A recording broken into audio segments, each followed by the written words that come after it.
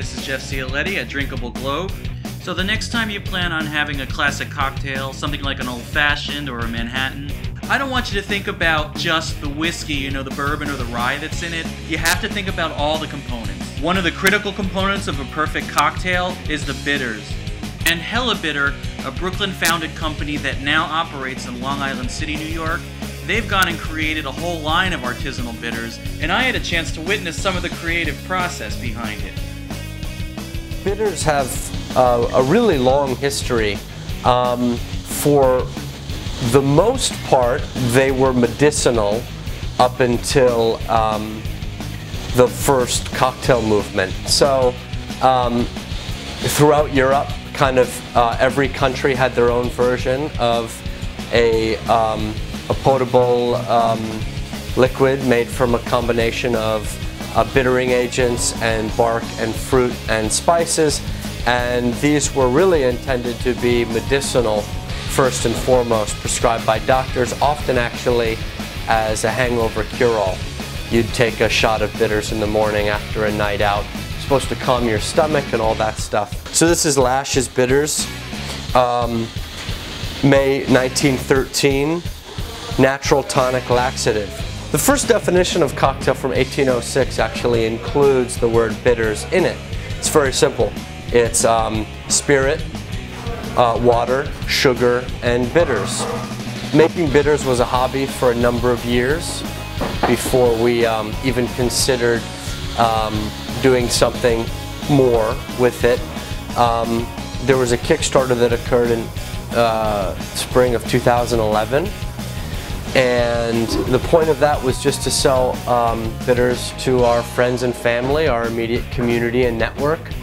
And it was successful enough that we could make a surplus. We're talking still a very modest amount, but enough that we could walk it around to people in the industry.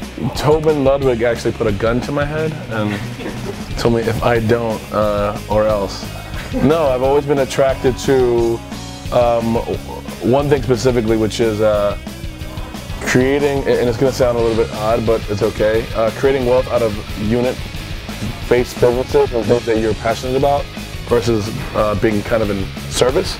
And while I'd say we're in both, this is kind of like a hybrid of the two. It's really enjoyable to watch what's the right word? React and kind of build educational awareness. We were going for ultimately versatility and usability. That's why we set out to make just two flavors, the aromatic and the citrus, or which is like an orange. The salt and pepper of the bar, as we like to call them. We're finally in a position where we get to have some more fun and bring some people some new flavors. Here's some, just some really 100% cocoa, just pure dark cocoa, really bitter. Bay leaves, cedar planks, and then up here we have some spice inventory. Cardamom pods, star anise, rose hips. It's visually a beautiful spice, and it's really quite volatile. Get up on the tank and you can follow me up if you'd like on the ladder. We bundle all of the bouquets. This is a heavy one. You can see that looks like allspice berries. So each of the dry ingredients is bundled in a cheesecloth bag, and what that does is it allows for precise control over how infused each of those flavors is.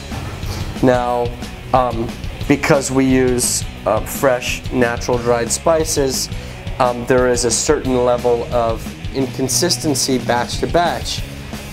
Sometimes the spices are incredibly volatile.